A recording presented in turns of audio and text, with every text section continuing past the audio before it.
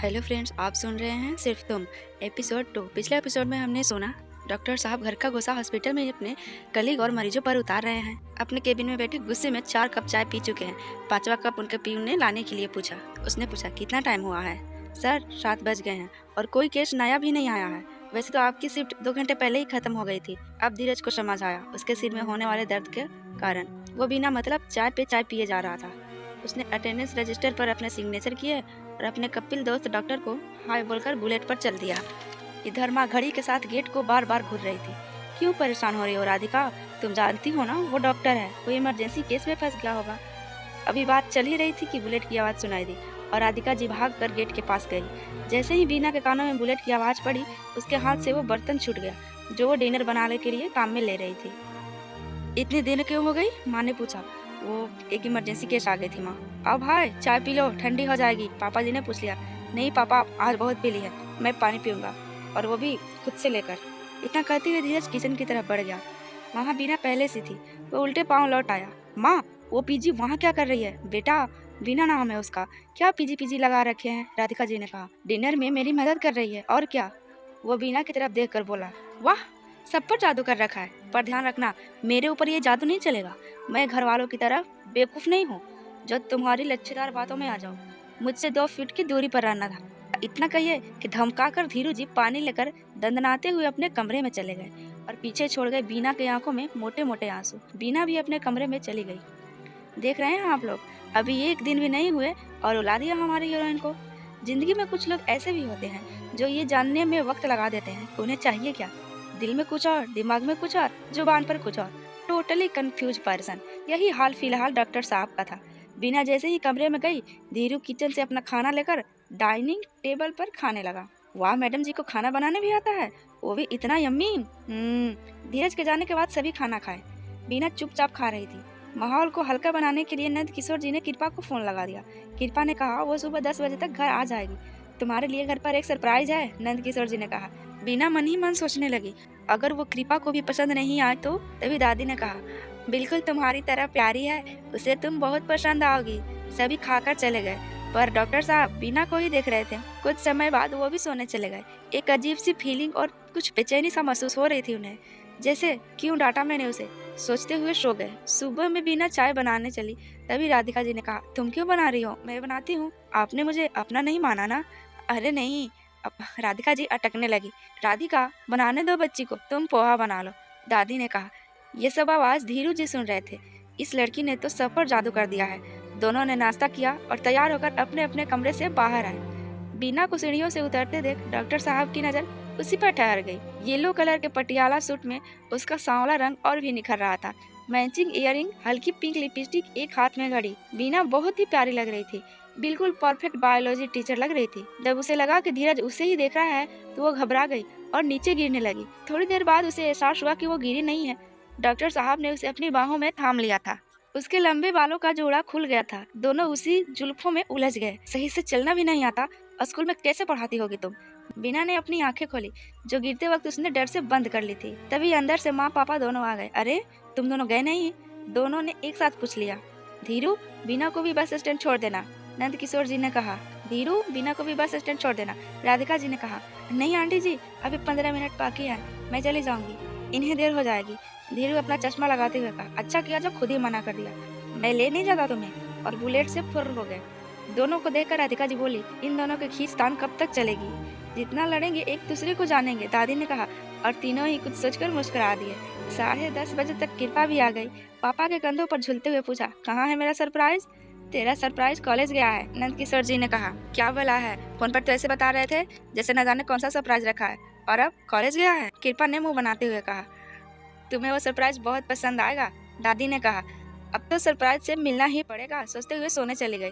2:30 बजे दोपहर बीना थकी सी अंदर आई। बेटा, हाथ मुंह धोकर आ जाओ, खाना रेडी है। बीना का सांवला फेस धूप से बिल्कुल फीका और मुरझा सा गया था।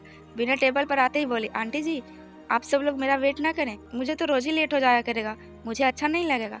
अरे नहीं बेटा, कृपा भी आज ही आई है, इसलिए। बीना ने एक नज़र कृपा पर डाली, जो बड़ी देर से गहरी नज़रों से उसे ही देख रही थी। सॉरी, वो हड़बड़ी में हमने आप पर ध्यान नहीं दिया। आप हड़बड़ी में हमेशा रहती हो या यहाँ आकर शुरू हुआ है? कृपा ने कहा।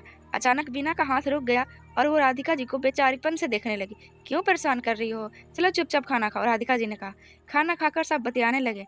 पता ही नहीं चला कृपा तथा बीना में कब इतनी गहरी पटरी हो गई। दिन बीतने लगे और बीना इस परिवार से और ज्यादा घुलने लगी। कृपा उसकी बेस्ट फ्रेंड बन गई। बस डॉक्टर साहब कुछ खास नहीं बदले थे, उनका रवैया वैसा का वैसा ही था। वह जब भी बीना को उनका गुस्सा सातवें आसमान पर चढ़ जाता, पर उनका गुस्सा क्यों था उसे खुद नहीं पता था। कॉलेज कैंटीन में बैठे डॉक्टर साहब चाय की चुस्कियां ले रहे थे और आज सुबह की हुई मुठभेड़ के बारे में सोच रहे थे। बंदे के फेस पर एक स्माइल आ गई थी। तभी उसे सामने से उसका फ्रेंड्स आते हुए दिखाई दिए। जिन गालों पर अभी थोड़ी देर पहले डिम्पल पड़ रहे थे, वही आंखों में अजीब सी उलझन पड़ गई। कुछ क्लासमेट थे तो कुछ नए इंटर्नशिप जो अभी भी फ्रेंड बने थे। सब उसके स्टेटस के थे और डॉक्टर थे। माँ दादी पापा को मेरे इन फ्रेंड से एलर्जी है।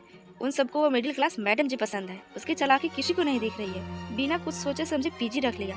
मासूम चेहरा बनाकर मीठी मीठी बातों में सबको फंसाती है और इतने आलीशान घर में शान से रह रही है। अब तक तो वो हॉस्टल के किसी कमरे में होती जहाँ बिस्तर पर खटमल पड़े होते हैं।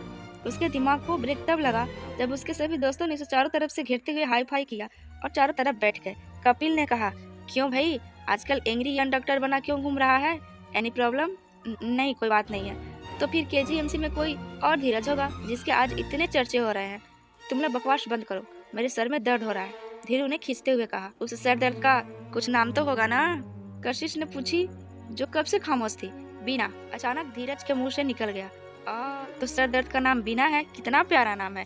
कपिल ने कहा, अरे नहीं यार, ऐसा कुछ नहीं है जैसा तुम लोग सोच रहे हो। मुझे तो उसके नाम से भी चिढ़ होती है। मेरा बस चले तो मैं उसे घर से निकाल कर फेंक दूं। बहुत चालाक है, सब घर वालों को अपने मुट्ठी में कर रखा है। पीजी बनकर रहती है तुम्हारे घर में? हाँ यार। कशिश, तो तुम्हें क्या दिक्कत है? क्या तुम्हें लाइन मारती है? नहीं, इतनी हिम्मत उसमें नहीं है कि डॉक्टर गुप्ता को लाइन मारे। कशिश, तो स्टूडेंट है? नहीं, नाका चौराहे के पास जीजीआईसी में लेक्चरर अपॉइंट हुई है, बायोलॉजी की। धीरज ने कहा।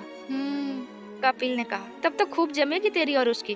तो दिल का डॉक्टर और वह बायो की टीचर, यार बहुत कुछ कॉमन है तुम दोनों में। धीरू चिल्लाते हुए बोला, कुछ कॉमन नहीं है, न तो सोशल स्टेटस, नहीं फैमिली बैकग्राउंड, नहीं मेंटेलिटी। यह सुनकर कशिश की जान में जान आई। वह धीरज पर अपना कॉपीराइट समझती थी, वह उसका क्रश था। पूरी टीम में धीरज के बाद वो सबसे अच्छी डॉक्टर थी।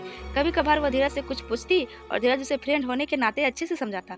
कशिश इस बॉन्ड को ही लव्स मी समझती, लेकिन डॉक्टर साहब को तो लड़कियों से एलर्जी थी। उसकी पर्सनालिटी किसी हीरो से कम नहीं थी।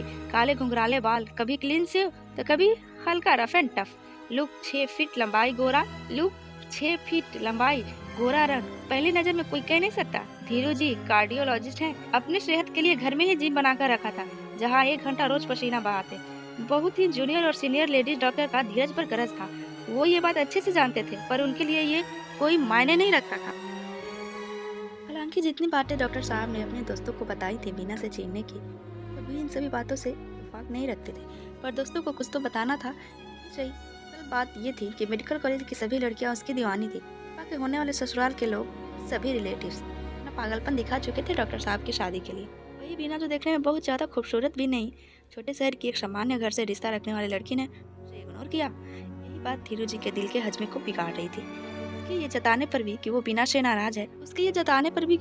नाराज है, बीना ने कभी भी उसे मनाने की कोशिश नहीं की। यही बात हमारे डॉक्टर साहब को नागवार गुजर गया। धीरू से बात भी नहीं करती और घर वालों से इतना घुल मिल गई थी, यही उसकी तकलीफ को बढ़ाती थी। मेरे घर वालों से इतनी क्लोजनेस, मुझसे परहेज, कमाल की लड़की है। इन सब गलत फहमियों के बीच 4 महीने और गुजर गए। कृपा की शादी का डेट भी नजदीक आ गया। ना दोपहर तक कॉलेज, शाम में कभी कृपा के साथ शॉपिंग, कभी नंद किशोर और राधिका जी के साथ शादी में होने वाले इंतजामों पर डिस्कस। डॉक्टर साहब सबसे अलग थलग लैपटॉप में घुसे होते, हालांकि कोई खास काम नहीं कर रहे होते, लेकिन अगर खुद को फ्री दिखाएंगे तो कोई काम करना जाएगा जो वो बीना के हिसाब से नहीं करना चाहेंगे। हालांकि जब बीना कॉलेज या काम की वजह से घर से बाहर रहती, धीरू सब काम भाग भाग कर करता। आखिर उसकी इकलौती छोटी बहन की शादी जो थी, अगर बीना घर पर है तो बंदा कमरे से बाहर तक नहीं झाँकता। अगर कोई कुछ कहता तो कहता, आपकी बीना बिटिया है ना, इससे अच्छा कोई कर ही नहीं पाएगा, और मैं भी नहीं।